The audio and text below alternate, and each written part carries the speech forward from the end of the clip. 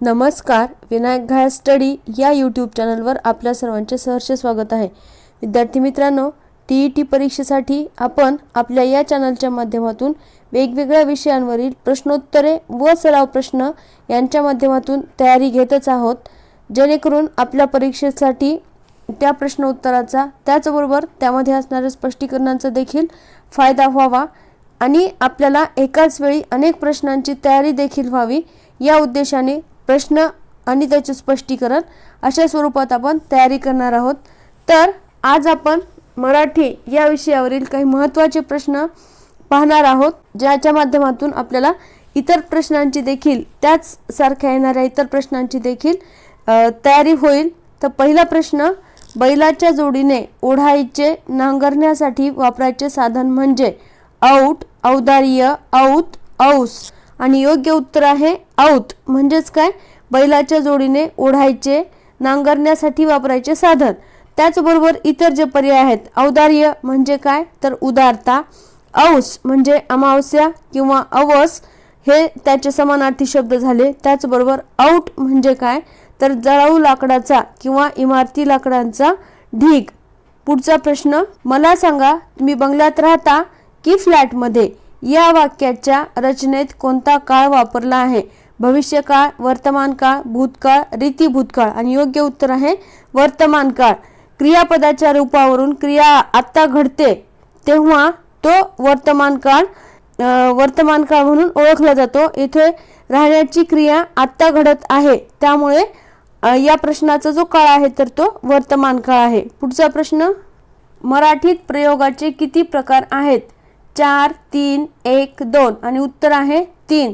मराठी व्याकरणात प्रयोगाचे एकूण 3 मुख्य प्रकार आहेत. ते आहेत कर्तरी प्रयोग, कर्मणी प्रयोग आणि भाव्य प्रयोग.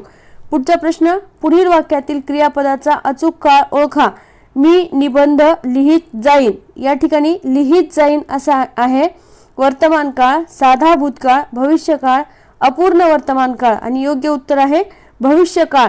क्रियापदाच्या रूपावरून क्रिया पुढे घडेल असे जेव्हा समजते तेव्हा तो जो काळ असतो त्याला भविष्यकाळ असं म्हटलं जातं. पुढील पैकी कर्तरी प्रयोगाचे उदाहरण निवडा. पोपटाने मिरची खाल्ली, ते गाणे गातात, शिक्षक मुलांना शिकवतात, मुलाने आंबा खाल्ला. आणि आपल्याला प्रयोग ओळखायचा आहे. कर्तरी प्रयोग कोणता आहे? आणि उत्तर आहे ते गाणे गातात.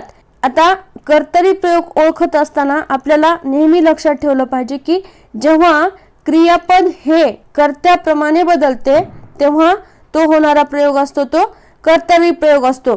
आता या ठिकाणी ते गाणे गातात, या ठिकाणी मग या वाक्यात कर्ता कोण आहे तर ते आहेत. जर आपण तेच्या ऐवजी तिथे घेतलं ती गाणे गाते, मग गाताच्या ऐवजी क्रियापद काय झालं गाते. आणि जर त्याच ठिकाणी आपण तो घेतला तर काय येईल तिथे तो गाणे गातो. म्हणजेच क्रियापद बदलते. म्हणजेच वाक्यात जेव्हा क्रियापद कर्त्याप्रमाणे बदलते तेव्हा होणारा जो प्रयोग असतो त्याला कर्तरी प्रयोग असे म्हणतात. आता इतर उदाहरणे पाहू. पोपटाने मिरची खाल्ली. या ठिकाणी पोपट हा कर्ता आहे. त्यानंतर काय खाल्ले? मिरची खाल्ली. मिरची हे कर्म आहे आणि खाल्ली हे क्रियापद आहे. मग या वाक्यामध्ये जेव्हा क्रियापद कर्माप्रमाणे बदलते तेव्हा तो होतो कर्मणी प्रयोग. म्हणजेच या ठिकाणी मिरची स्त्रीलिंगी असल्यामुळे खाल्ली. जर या ठिकाणी पोपटाने पेरू खाल्ला असते तर या ठिकाणी तो देखील कर्मणी प्रयोग झाला असता. म्हणजेच मिरचीच्या ऐवजी आपण जर पेरू घेतलं असतं तर क्रियापद बदललं असते. म्हणजेच काय की वाक्यामध्ये जेव्हा क्रियापद हे कर्त्याप्रमाणे बदलते तो कर्तरी प्रयोग, जेव्हा क्रियापद कर्माप्रमाणे बदलते तेव्हा तो होतो कर्मणी प्रयोग. या ठिकाणी तिसरं जे वाक्य आहे, शिक्षक मुलांना शिकवतात. या ठिकाणी शिक्षक आपण जर पुल्लिंगी घेतलं तर शिक्षिका मुलांना शिकवतात, किंवा या ठिकाणी आपण कर्म बदलले, शिक्षिका मुलींना शिकवतात. म्हणजे कर्ता बदलला, कर्म बदलले तरी देखील क्रियापदामध्ये काहीच बदल झाला नाही, म्हणून हा काय झाला भाव्य प्रयोग झाला. आणि मुलाने आंबा खाल्ला. आता या ठिकाणी देखील मुलाने हे काय आहे, मुलगा हे कर्ता, आंबा हे कर्म आणि खाल्ला हे क्रियापद. मग या ठिकाणी मुलाने आंबा खाल्ला तर आंबाच्या ऐवजी जर आपण इथे चिंच घेतली तर मुलाने चिंच खाल्ली तर कर्माप्रमाणे बदलतं, म्हणून हा देखील काय आहे, कर्मणी प्रयोग. म्हणजेच प्रयोगाच्या बाबतीत महत्त्वाचे लक्षात ठेवण्याच्या गोष्टी कोणत्या कोणत्या आहेत, तर जेव्हा क्रियापद हे कर्त्याप्रमाणे बदलते तो झाला कर्तरी प्रयोग, कर्माप्रमाणे बदलतं तो झाला कर्मणी प्रयोग, आणि कर्ता व कर्म या दोन्ही प्रमाणे जेव्हा क्रियापदात काहीच बदल होत नाही तेव्हा होणारा प्रयोग असतो तो असतो भाव्य प्रयोग. पुढचा प्रश्न, विजातीय शब्दाचा विरुद्धार्थी शब्द कोणता? आपल्याला विजातीय या शब्दाचा विरुद्धार्थी शब्द शोधायचा आहे. पर्याय आहेत अज्ञात, वंद्य, कुलक्षणी, सजातीय, आणि योग्य उत्तर आहे सजातीय. विजातीय च्या विरुद्धार्थी शब्द सजातीय. मग अज्ञात म्हणजेच जो आपल्याला माहित नाही असा, मग त्याच्या विरुद्धार्थी ज्ञात. वंद्य म्हणजेच पूजनीय, मग त्याचा विरुद्धार्थी निंद्य. कुलक्षणी, सुलक्षणी हा त्याचा विरुद्धार्थी शब्द. पुढचा प्रश्न, कोसला, झूल इत्यादी कादंबऱ्यांचे लेखक कोण आहेत? रणजित देसाई, श्याम मनोहर, भालचंद्र नेमाडे, विश्वास पाटील, आणि याचे योग्य उत्तर आहे भालचंद्र नेमाडे हे कोसला, झूल या कादंबऱ्यांचे लेखक आहेत. त्याचबरोबर रणजित देसाई यांची प्रसिद्ध कादंबऱ्या किंवा पुस्तकं कोणती कोणती आहेत? श्रीमान योगी, पावनखिंड, श्याम मनोहर, उत्सुकतेने मी झोपलो, विश्वास पाटील, पानिपत, महानायक, आणि झाडाझडती. समाजात न मिसळणारा, मन मिळावू नसणारा हा आशय पुढीलपैकी कोणत्या शब्दातून व्यक्त होतो? एकलकोंडा, एकाग्र, एकमार्गी, एकात्मता, आणि याचं योग्य उत्तर आहे एकलकोंडा. एकाग्र म्हणजे स्थिर, एकतान किंवा एकचित्त हे एकाग्र या शब्दाचे समानार्थी शब्द आहेत. एकात्मता म्हणजे एकजूट, ऐक्यभाव, एकी, एकमार्गी, साधा किंवा प्रामाणिक. पुढचा प्रश्न, पुढीलपैकी अनेक वचनी रूप शोधा. रस्ता, लांडगा, कुत्रे, आंबा, आणि योग्य उत्तर आहे कुत्रे. हे काय आहे? अनेक वचनी रूप असलेला शब्द. रस्ताचं अनेक वचनी रूप रस्ते होतं, लांडगाचं अनेक वचनी रूप लांडगे, कुत्राचं कुत्रे, आणि आंबाचं आंबे. ब्राह्मणवाडा या शब्दातील समास ओळखा. बहुव्रीही, अव्ययीभाव, द्वंद्व, तत्पुरुष, आणि याचे योग्य उत्तर आहे तत्पुरुष समास. तत्पुरुष समास म्हणजे काय? ज्या समासातील दुसरे पद अर्थदृष्ट्या महत्वाचे असते तथा सामासिक शब्दातील गाळलेले शब्द अथवा विभक्तीचे प्रत्यय आपण विग्रह करताना घालतो त्यास तत्पुरुष समास असे म्हणतात. उदाहरणार्थ रानमेवा आणि रानमेवा याचा विग्रह कसा होतो? रानातला मेवा. सूर्योदय, सूर्याचा उदय. कांदे पोहे, कांदेयुक्त पोहे. अशिष्ट, नाही शिष्टते. आता या ठिकाणी चा, ला हे जे आहेत तर हे काय आहेत? विभक्तीचे प्रत्यय आहेत आणि त्याला लागलेले आहेत. म्हणजेच काय की ज्या समासातील दुसरे पद अर्थदृष्ट्या महत्वाचे असते, मेवा महत्वाचा आहे, त्याचबरोबर सूर्याचा उदय होणं महत्वाचं आहे, त्याचबरोबर कांदेयुक्त पोहे म्हणजेच काय पोहे महत्वाचे आहेत, त्या समासाला काय म्हटलं जातं? मग तत्पुरुष समास असं म्हटलं जातं. पुढचा प्रश्न, कुसुमाग्रज या टोपण नावाने काव्य लेखन करणारे साहित्यिक. ना वा टिळक, वि वा शिरवाडकर, कृ के दामले, भारा तांबे, आणि याचं योग्य उत्तर आहे वि वा शिरवाडकर. म्हणजेच विष्णू वामन शिरवाडकर यांनी कुसुमाग्रज या टोपण नावाने लेखन केलेलं आहे, काव्य लेखन केलेलं आहे. त्यानंतर कृ के दामले म्हणजेच कोण? केशवसूत. आणि ना वा टिळक यांनी कोणत्या टोपण नावाने केलेलं आहे? तर रेवंडर टिळक या नावाने लेखन केलेलं आहे. पुढचा प्रश्न, मशाल शब्दाचे वचन बदला. मशाला, मशाळ्या, मशाळा आणि मशाली. आणि मशाल हा एकवचनी शब्द आहे, त्याचं अनेकवचनी रूप मशाली असं होतं. अकारांत स्त्रीलिंगी नामाचे अनेक वचन आकारांत किंवा इकारांत होते. आता मशाल हा अकारांत स्त्रीलिंगी शब्द आहे आणि मग त्याचं अनेकवचनी रूप होत असताना ते इकारांत झालेलं आहे. सोयचं अनेकवचनी रूप सोयी असे होते. पुढचा प्रश्न, गाई या शब्दाचे एकवचनी रूप काय होईल? गाय. आणि योग्य उत्तर आहे गाय. गाई हा इकारांत स्त्रीलिंगी अनेकवचनी शब्द आहे आणि म्हणूनच त्याचं एकवचनी रूप गाय हे अकारांत होईल. म्हणजेच या ठिकाणी वर जे स्पष्टीकरण दिलेलं आहे तर ते अनेक वचनी रूप होण्यासाठीच आहे आणि जर समजा अनेक वचनी शब्द असेल तर त्याचे एक वचनी रूप हे खालच्या स्पष्टीकरणाप्रमाणे होणार आहे. पुढचा प्रश्न, सासूबाई या वयातही हौसेने खरेदीला जातात. वाक्यातील कर्ता शोधा. वयात हौसेने सासूबाई खरेदीला आणि उत्तर आहे सासूबाई. खरेदीला जाणाऱ्या कोण तर त्या सासूबाई आहेत, म्हणून वाक्यातील कर्ता कोण आहेत तर त्या सासूबाई आहेत. पुढचा प्रश्न, उजवणे या शब्दाचा नेमका आशय कोणत्या पर्यायातून सूचित होतो. वर आलेला भाग राजरोसपणे वावरणे, दोष काढणे, एखादे कार्य यथासांग पार पडणे आणि योग्य उत्तर आहे एखादे कार्य यथासांग पार पडणे म्हणजेच काय, उजवणे. पुढचा प्रश्न, गैरहजर शब्दाचा समानार्थी शब्द ओळखा. अनुपस्थित, उपस्थित, हजर, अनुपस्थित आणि योग्य उत्तर आहे अनुपस्थित म्हणजेच काय, गैरहजर. त्यानंतर हजर म्हणजे उपस्थित आणि गैरहजर म्हणजे अनुपस्थित. संत तुकारामांनी कोणत्या प्रकारची रचना केली. पोवाडा, ओवी, अभंग, आख्यान काव्य आणि याचं योग्य उत्तर आहे अभंग. अभंग म्हणजे काय तर कधीही भंग न पावणारा तो अभंग, असेही अभंगाचे महात्म्य सांगितले जाते. प्रामुख्याने आध्यात्मिक आशयाच्या अभिव्यक्तीसाठी वारकरी संप्रदायातील संतांनी या काव्य प्रकाराचा व छंदाचा प्रथम उपयोग केला. संत ज्ञानेश्वरांसह सर्वच मराठी संतांनी अभंगांची रचना केलेली असली तरी संत नामदेव यांना अभंगाचे प्रणेते मानले जाते. संत तुकाराम यांनी अभंग जनमानसात लोकप्रिय केले. संत तुकारामांच्या रचना इंद्रायणीत बुडविल्या तरी नष्ट झाल्या नाहीत म्हणजेच त्या भंगल्या नाहीत. दुसऱ्या शब्दात सांगावयाचे तर त्या अभंग राहिल्या, म्हणूनच तुकारामांच्या पद्य रचनेला अभंग म्हणून संबोधले जाते. पुढचा प्रश्न, अव्हेर या शब्दाचा विरुद्धार्थी शब्द ओळखा.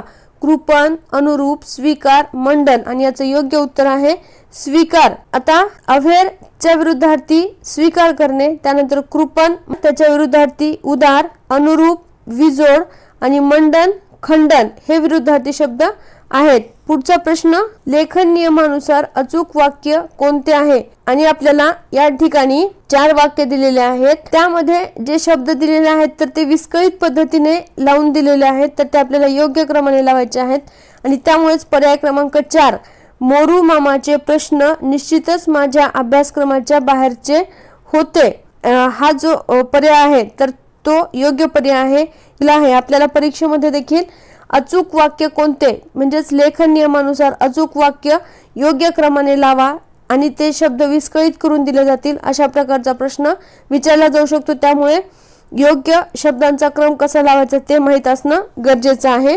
पुढचा प्रश्न, खालीलपैकी द्विकर्म क्रियापदाचे उदाहरण कोणते. आपल्याला प्रश्न विचारलेला आहे द्विकर्म म्हणजेच वाक्यामध्ये 2 कर्म असणारं क्रियापद कोणतं आहे. त्याला थंडी वाजते, आजीने नातीला गोष्ट सांगितली, आरोही लाडू खाते, तृप्ती चहा पिते. आणि या ठिकाणी स्पष्टीकरण पाहूयात. वाक्य क्रमांक 1 मध्ये त्याला थंडी वाजते, तर या वाक्यातील त्याला हे काय आहे, कर्ता आहे. थंडी हे कर्म आहे आणि वाजते हे क्रियापद आहे. या ठिकाणी आपल्याला प्रश्न विचारलेला आहे द्विकर्म म्हणजेच 2 कर्म असणारं वाक्य कोणतं आहे. तर त्याला थंडी वाजते या वाक्यामध्ये थंडी हे एकच कर्म आहे. त्यानंतर वाक्य क्रमांक 3 आरोही लाडू खाते या वाक्यात आरोही हा कर्ता आहे, लाडू हे कर्म आहे आणि खाते हे क्रियापद आहे. या वाक्यात देखील एकच कर्म आहे.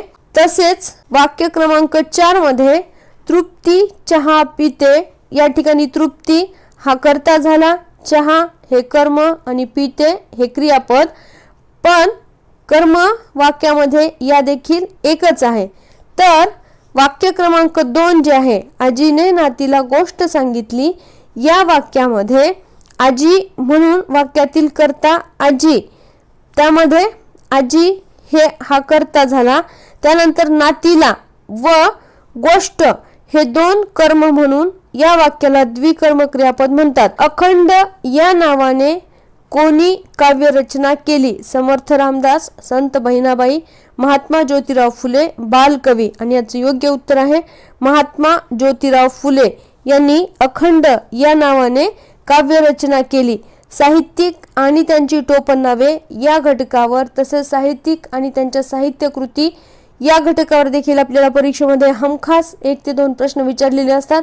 त्यामुळे या दोन्ही गोष्टी आपल्याला अभ्यासणं खूप गरजेचं आहे.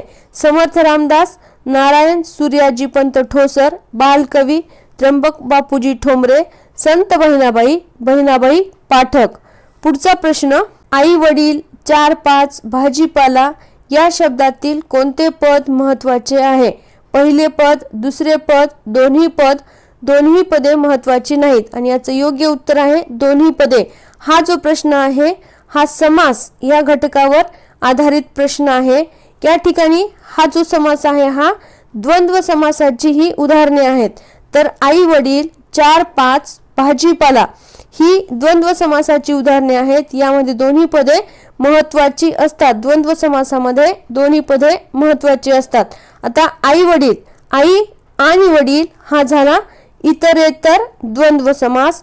4-5, 4 अथवा 5 हा झाला वैकल्पिक द्वंद्व समास. हे किंवा ते म्हणजेच त्या ठिकाणी आपल्याला विकल्प दिलेला असतो म्हणून तो झाला वैकल्पिक द्वंद्व समास. आई आणि वडील, आणि व जेव्हा येतो तो होतो इतरेतर द्वंद्व समास.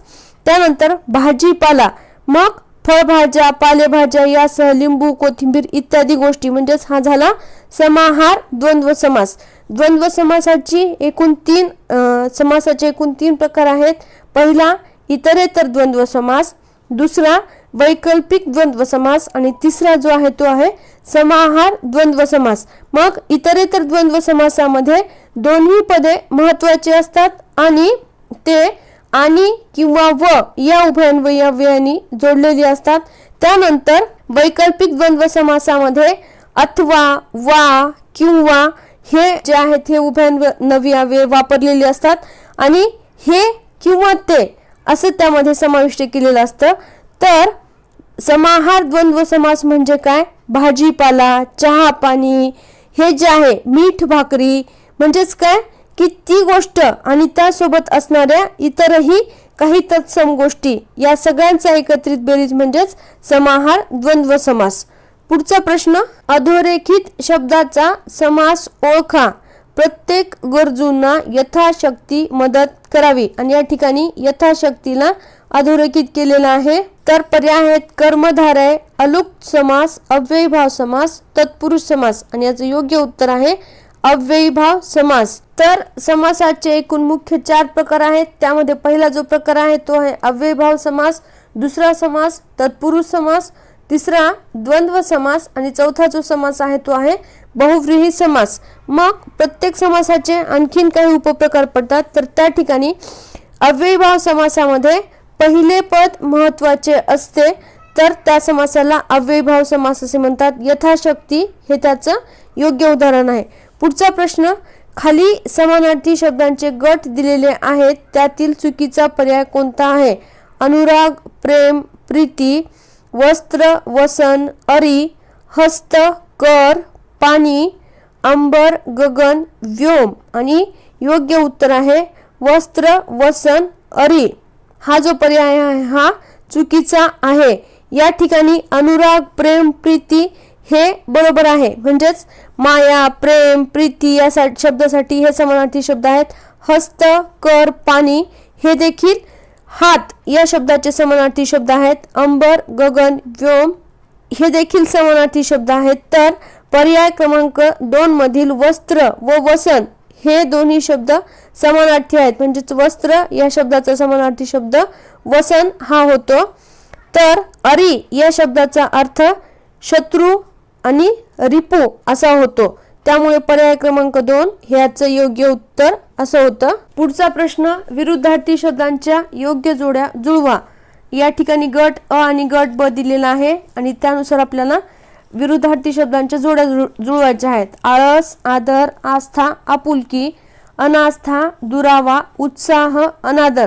आणि मग या ठिकाणी आळसच्या विरुद्धार्थी शब्द होतो उत्साह. त्यानंतर आदरच्या विरुद्धार्थी अनादर, आस्था, अनास्था आणि आपुलकीच्या विरुद्धार्थी दुरावा. खालीलपैकी कोणता ग्रंथ संत ज्ञानेश्वरांचा नाही? चांगदेव पासष्टी, ज्ञानेश्वरी, भावार्थ रामायण, अमृतानुभव. आणि याचं योग्य उत्तर आहे भावार्थ रामायण. हा ग्रंथ संत ज्ञानेश्वरांनी लिहिलेला नाहीये. इतर 3 ग्रंथ चांगदेव पासष्टी, ज्ञानेश्वरी आणि अमृतानुभव हे ग्रंथ जे आहेत ते संत ज्ञानेश्वरांनी लिहिलेले आहेत. तर भावार्थ रामायण हा ग्रंथ संत एकनाथांनी लिहिलेला आहे. पुढचा प्रश्न, खालीलपैकी चुकीचा पर्याय कोणता आहे? ती काम करीत असे, वर्तमान काळ. त्याने काम केले, भूतकाळ. तो काम करतो, वर्तमान काळ. तो काम करील, भविष्यकाळ. आणि योग्य उत्तर आहे ती काम करीत असे हे वर्तमान काळातील वाक्य नाही, तर ती काम करीत असे हे रीती भूतकाळाचं वाक्य आहे. पुढचा प्रश्न, योग्य जोड्या लावा. गट अ आणि गट ब. आणि या ठिकाणी आपल्याला लावायचे आहेत बाप, दादा, कवी, आरसा. आणि त्याचं स्त्रीलिंगी रूप आपल्याला या जोड्यांमध्ये शोधायचं आहे. वहिनी, आई, आरशी, कवयित्री. आणि मग बाप स्त्रीलिंगी रूप होतं आई, त्यानंतर दादा, वहिनी, कवी, कवयित्री, आरसा, आरशी. खोंड या शब्दाचे स्त्रीलिंगी रूप खालीलपैकी कोणते आहे? कपिला, गाय, खोंडी, कालवड. आणि याचं योग्य उत्तर आहे कालवड. खोंड आणि कालवड आणि गाय आणि बैल ही जोडी योग्य आहे. पुढचा प्रश्न, खाली काही सामासिक शब्दांचा विग्रह व अर्थ दिलेला आहे. त्यातील चुकीचा पर्याय कोणता आहे? दररोज, दर अधिक रोज म्हणजेच प्रत्येक दिवशी. प्रतिक्षण, प्रत्येक क्षण. प्रति अधिक क्षण बरोबर प्रत्येक क्षणाला. गैरहजर, गैर अधिक हजर बरोबर हजर नसलेला. आमरण, आ अधिक मरण म्हणजेच मरणानंतर. आणि हेच चुकीचं आहे. पर्याय क्रमांक 4. आमरण म्हणजे काय? आ अधिक मरण म्हणजेच काय? मरणापर्यंत. पुढचा प्रश्न, जे चकाकते ते सोने नसते. यात किती केवळ वाक्य आहेत? आणि पर्याय आहेत 5, 3, 4, 2. आणि योग्य उत्तर आहे 2. आता हे जे वाक्य आहे हे मिश्र वाक्य आहे. आणि याच्यामध्ये असणारे केवळ वाक्य कोणते कोणते आहेत? एक प्रधान वाक्य व एक किंवा अधिक गौण वाक्य गौणत्व बोधक उभयान्वयी अव्ययाने जोडून जे एक संमिश्र वाक्य तयार होते त्यास मिश्र वाक्य असे म्हणतात. उदाहरणार्थ, राष्ट्रपती म्हणाले की प्रत्येकाला आपल्या देशाचा अभिमान असायला हवा. जे चकाकते ते सोने नसते, जे गरजते ते बरसत नाही. तर या ठिकाणी जे चकाकते हे एक गौण वाक्य आणि ते सोने नसते हे दुसरं प्रधान वाक्य आहे. म्हणजेच या वाक्यामध्ये हे जे 2 आहेत ते केवळ वाक्य आहेत. पुढचा प्रश्न, वचन बदला. विद्या, आंबा, खान, जीभ. आणि योग्य उत्तर आहे विद्या. च अनेकवचनी रूप विद्या हेच राहतं. आंबाचं अनेकवचनी रूप आंबे होतं. खानचं खानी आणि जीभचं जिभा. पुढचा प्रश्न, बसला, लिहिले, गेला, पडला क्रियापदाची ही रूपे कोणत्या काळातील आहेत? भविष्यकाळ, साधा भविष्यकाळ, भूतकाळ, वर्तमान काळ. आणि याचं योग्य उत्तर आहे भूतकाळ. भविष्यकाळ ही रूपे कोणती कोणती होतील? बसलाचं बसेल, त्यानंतर पडलाचं पडेल, लिहिलाचं लिहिल आणि गेलाचं जाईल. तर वर्तमान काळी रूपे कोणती कोणती होतील याचेच बसतो, पडतो, लिहितो, जातो. पुढचा प्रश्न, खालील वाक्याचा प्रकार कोणता आहे? अबब, केवढे प्रचंड वादळ हे. विधानार्थी, नकारार्थी, उद्गारार्थी, प्रश्नार्थी. आणि याचे योग्य उत्तर आहे उद्गारार्थी वाक्य. उद्गारार्थी वाक्यांमध्ये विविध स्वरूपांच्या भावना व्यक्त करण्यासाठी केवळ प्रयोगी अव्ययांचा वापर करतात. पुढचा प्रश्न, समानार्थी शब्दांच्या योग्य जोड्या लावा. गट अ आणि गट ब. तराजू, सुधा, नीर, प्रमोद, पाणी, आनंद, तागडी, अमृत. आणि या ठिकाणी योग्य उत्तर आहे तराजू म्हणजे तागडी, त्यानंतर सुधा म्हणजे अमृत, त्यानंतर नीर म्हणजे पाणी आणि प्रमोद म्हणजे आनंद. पुढचा प्रश्न, वाक्यात क्रियापदाने दाखवलेली क्रिया करणारा जो कोणी असतो त्यास डॅश डॅश असे म्हणतात. सर्वनाम, विशेषण, कर्ता, कर्म. आणि याचं योग्य उत्तर आहे कर्ता. वाक्यात क्रियापदाने दाखवलेली क्रिया करणारा जो कोणी असतो त्याला काय म्हणतात? कर्ता असे म्हणतात. पुढचा प्रश्न, खालीलपैकी कोणता शब्द भार्या या शब्दाचा समानार्थी शब्द नाही? कांता, पत्नी, बायको, तनया. आणि योग्य उत्तर आहे तनया. भार्या या शब्दाचे समानार्थी शब्द कोणते कोणते? कांता, पत्नी, बायको. तर तनया म्हणजे मुलगी. खालील वाक्यातील कर्ता ओळखा. विद्यार्थी खूप प्रामाणिक आहेत. खूप प्रामाणिक विद्यार्थी आहेत आणि योग्य उत्तर आहे विद्यार्थी. विद्यार्थी हा झाला कर्ता, खूप हे झालं गुणविशेषण, त्यानंतर प्रामाणिक हे कर्म आणि आहे हे काय आहे? क्रियापद. रिकाम्या जागी योग्य शब्द निवडा. वाक्यातील कर्ता, कर्म आणि डॅश डॅश यांच्या परस्पर संबंधाला प्रयोग असे म्हणतात. विशेषण, सर्वनाम, क्रियापद, नाम आणि याचं योग्य उत्तर आहे क्रियापद. या ठिकाणी प्रयोगाची व्याख्या दिलेली आहे. परीक्षेत आपल्याला अशी व्याख्या देखील विचारली जाऊ शकते किंवा प्रयोगाची वैशिष्ट्ये काय आहेत ते देखील विचारले जाऊ शकतात. म्हणजे कर्तरी प्रयोगाची वैशिष्ट्ये कोणती, कर्मणी प्रयोगाची वैशिष्ट्ये कोणती, असा देखील प्रश्न विचारला जाऊ शकतो. त्यामुळे ते देखील आपल्याला माहित असणं गरजेचं आहे. पुढचा प्रश्न, खालील वाक्यातील नामाचे लिंग बदला. घोडा जोरात धावतो. अश्व, घोडी, गज, लांडोर आणि योग्य उत्तर आहे घोडी. या ठिकाणी आपल्याला प्रश्न काय दिलेला आहे? वाक्यातील नामाचे लिंग बदला. मग या वाक्यामध्ये नाम कोणते आहे? तर तो आहे घोडा. मग घोडीचं, घोडा हे पुल्लिंगी रूप आहे आणि मग त्याचं स्त्रीलिंगी रूप होतं घोडी. अश्व म्हणजेच घोडा, त्यानंतर गज म्हणजे हत्ती, लांडोर हे मोराचे विरुद्धलिंगी रूप होते. पुढचा प्रश्न, योग्य जोड्या लावा. मी येत आहे, मी येत होतो, मी येत असेन, परवा पाऊस पडला. आणि या ठिकाणी आपल्याला काळ कोणते कोणते आहेत ते ओळखायचे आहेत. मी येत आहे हे आहे अपूर्ण वर्तमान काळातलं वाक्य. मी येत होतो हे अपूर्ण भूतकाळातील वाक्य. मी येत असेन अपूर्ण भविष्यकाळ आणि परवा पाऊस पडला हे आहे साध्या भूतकाळाचं वाक्य. पुढचा प्रश्न, साहित्यिक आणि टोपण नावे यांच्या अचूक जोड्या लावा. त्यामध्ये त्र्यंबक बापूजी ठोंबरे, वि वा शिरवाडकर, प्रल्हाद केशव अत्रे, आत्माराम रावजी देशपांडे, कुसुमाग्रज, केशव कुमार, अनिल, बालकवी. आणि योग्य उत्तर आहे त्र्यंबक बापूजी ठोंबरे म्हणजेच कोण? तर ते आहेत बालकवी. वि वा शिरवाडकर म्हणजेच कुसुमाग्रज, प्रल्हाद केशव अत्रे म्हणजे केशव कुमार आणि आत्माराम रावजी देशपांडे म्हणजेच कवी अनिल. खालीलपैकी कोणत्या साहित्यकाराला ज्ञानपीठ पुरस्कार मिळालेला नाही? कुसुमाग्रज, पु ल देशपांडे, भालचंद्र नेमाडे, विंदा करंदीकर. आणि योग्य उत्तर आहे पु ल देशपांडे यांना ज्ञानपीठ पुरस्कार मिळालेला नाही.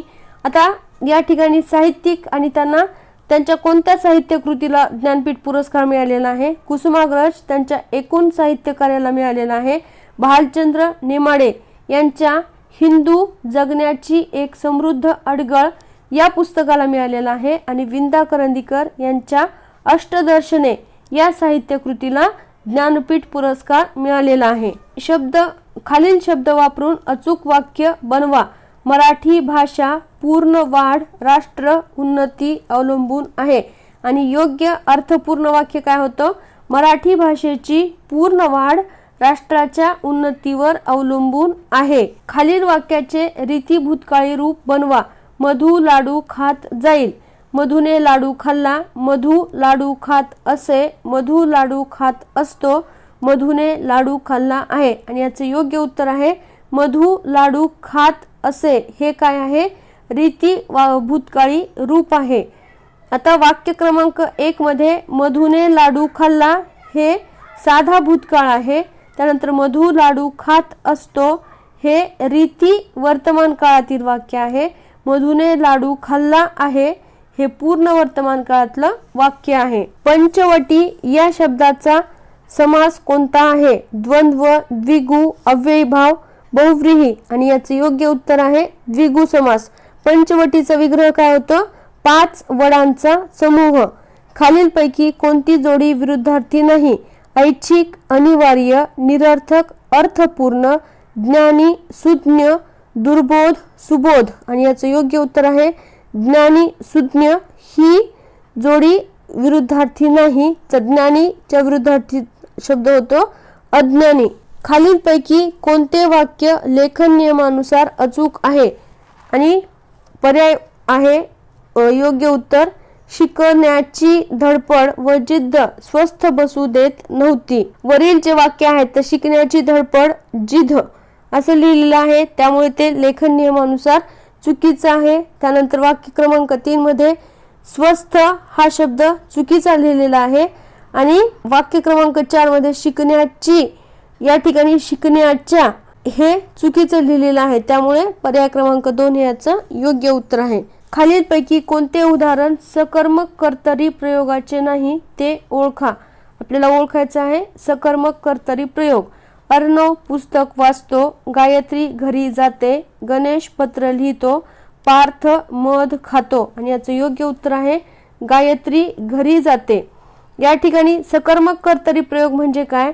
ज्या कर्तरी प्रयोगातील क्रियापद हे सकर्मक असते तो सकर्मक कर्तरी प्रयोग असतो. उदाहरणार्थ तो मुलगा पेरू खातो. या ठिकाणी कर्ता कोण? तर तो आहे मुलगा, क्रियापद खातो आणि कर्म पेरू हे आहे. त्यानंतर ती मुलगी पेरू खाते, यामध्ये कर्ता ती मुलगी, क्रियापद खाते आणि कर्म पेरू. पुढचा प्रश्न, सगळीकडे सामसूम पसरली होती. अधोरेखित शब्दाचा समानार्थी शब्द खालीलपैकी कोणता आहे? कोलाहल, अशांतता, स्तब्धता, गडबड. आपल्याला सामसूम या शब्दाचा समानार्थी शब्द ओळखायचा आहे आणि तो आहे स्तब्धता. कोलाहल, अशांतता व गडबड हे समानार्थी शब्द आहेत. पुढचा प्रश्न, त्याच्या हुशार मुलाने यंदा पहिली शिष्यवृत्ती सहज मिळवली. या वाक्यातील उद्देश विभाग कोणता आहे? मुलाने यंदा पहिली, त्याच्या हुशार मुलाने यंदा पहिली शिष्यवृत्ती सहज मिळवली. आणि या ठिकाणी वाक्य पृथक्करण करताना वाक्यातील कर्ता शोधून तो उद्देश या विभागात ठेवला जातो. उद्देशाबद्दल विशेष माहिती सांगणारे जे शब्द असतात त्याला उद्देश विस्तार असे म्हणतात. उद्देश व उद्देश विस्तार या दोघांना मिळून उद्देश विभाग तयार होतो. तर या ठिकाणी आपल्याला उद्देश विभाग कोणता आहे ते विचारलेला आहे, त्यामुळे त्याच्या हुशार मुलाने हा वाक्याचा उद्देश विभाग आहे. पुढचा प्रश्न, रिकाम्या जागी योग्य शब्द निवडा. प्रयोगात कर्ता नेहमी प्रथमांतच असतो आणि रिकामी जागा सुरुवातीला दिलेली आहे. कर्तरी, कर्मणी, भावे, कर्मभाव संकर आणि याचं योग्य उत्तर आहे कर्तरी प्रयोगात कर्ता हा नेहमी प्रथमांतच असतो. हे काय आहे? कर्तरी प्रयोगाचं वैशिष्ट्य आहे. तर कर्म हे प्रथमांत किंवा द्वितीयांत असते. पुढचा प्रश्न, भिंत या नामाचे अनेक वचनी रूप खालीलपैकी कोणते आहे? भिंत, भिताडे, भिंती, भीती आणि योग्य उत्तर आहे भिंती. अकारांत स्त्रीलिंगी नामाचे अनेक वचनी रूप इकारांत होते. भिंत, भिंती, सोय, सोयी. त्याचबरोबर मग अशा आपण प्रश्न पाहिला होता मशाल. त्याचबरोबर गाय हा शब्द देखील अकारांत असल्यामुळे त्याचं अनेक वचनी रूप इकारांतच होतं. गायचं गाई होतं, मशालचं मशाली होतं. आधुनिक मराठी कवितेचे जनक कोण आहेत? केशवसूत, ग ल ठोकळ, बालकवी, वि द घाटे आणि याचं योग्य उत्तर आहे आधुनिक मराठी कवितेचे जनक म्हणून केशवसूत यांना ओळखलं जातं. केशवसूत यांचं पूर्ण नाव कृष्णाजी केशव दामले हे आहे. खालीलपैकी कोणते समाहार द्वंद्व समासाचे उदाहरण आहे? अंथरूण पांघरूण, आई वडील, हरिहर, खरे खोटे आणि याचं योग्य उत्तर आहे अंथरूण पांघरूण हे समाहार द्वंद्व समासाचे उदाहरण आहे. आई वडील हा शब्द आपण पाहिला होता, तर तो आहे इतरेतर द्वंद्व समासाचं उदाहरण. त्यानंतर हरी, हर, हरी आणि हर हे देखील इतरेतर द्वंद्व समासाचं उदाहरण आहे. खरे खोटे, खरे अथवा खोटे, त्यामुळे हे आहे वैकल्पिक द्वंद्व समासाचं उदाहरण. वाक्यातील क्रियापदाच्या रूपावरून विधी म्हणजे कर्तव्य, शक्यता, योग्यता, इच्छा या गोष्टींचा बोध होत असेल तर त्यास डॅश डॅश वाक्य असे म्हणतात. आज्ञार्थी, उद्गारार्थी, संकेतार्थी, विद्यार्थी आणि योग्य उत्तर आहे विद्यार्थी. विद्यार्थी वाक्य म्हणजेच काय? तर क्रियापदाच्या रूपावरून विधी म्हणजे कर्तव्य, शक्यता, योग्यता, इच्छा या गोष्टींचा बोध होणाऱ्या ज्या गोष्टी असतात तर त्या वाक्याला विद्यार्थी वाक्य असे म्हणतात. उद्गारार्थी वाक्य म्हणजे काय?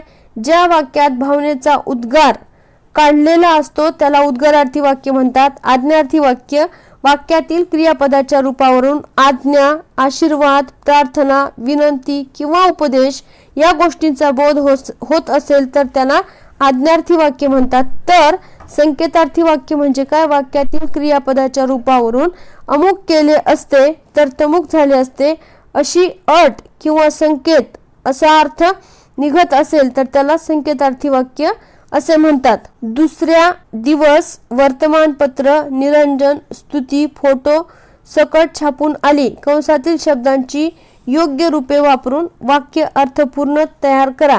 आणि उत्तर आहे दुसऱ्या दिवशीच्या वर्तमानपत्रात निरंजनची स्तुती फोटो सकट छापून आली.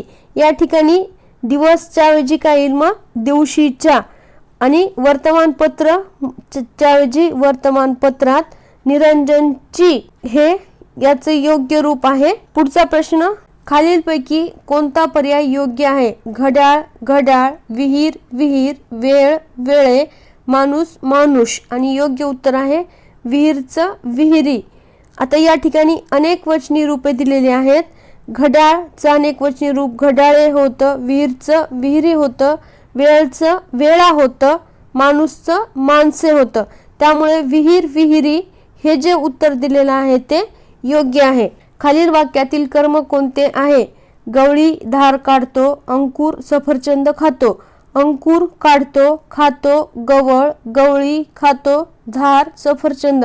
आणि दोन वाक्य आहेत, दोन कर्म आहेत. तर त्या ठिकाणी पहिल्या वाक्यातील धार हे कर्म आहे आणि दुसऱ्या वाक्यातील सफरचंद हे कर्म आहे. गवळी धार काढतो या वाक्यात गवळी हा कर्ता आहे, धार हे कर्म आहे आणि काढतो हे क्रियापद आहे. त्याचबरोबर अंकुर सफरचंद खातो या वाक्यात अंकुर हा कर्ता, सफरचंद हे कर्म आणि खातो हे क्रियापद आहे. अशा प्रकारे आज आपण आपल्या मराठी या घटकावरील जवळपास 55 महत्त्वाचे प्रश्न पाहिलेले आहेत जे की आपल्या परीक्षेसाठी अत्यंत उपयुक्त आहेत. त्याचबरोबर त्याचे स्पष्टीकरण देखील पाहिलेले आहेत जे आपल्या तो घटक क्लिअर होण्यासाठी देखील महत्त्वाचे आहेत. हा व्हिडिओ आवडल्यास लाईक करा, शेअर करा, चॅनलला सबस्क्राईब केलं नसेल तर सबस्क्राईब करा. आणि जर आपल्या काही सूचना असतील TET परीक्षा किंवा इतर स्पर्धा परीक्षा तर त्या मला कॉमेंट बॉक्समध्ये नक्की कळवा. आणि हा व्हिडिओ आपल्या मित्रमैत्रिणींना जास्तीत जास्त शेअर करा. धन्यवाद.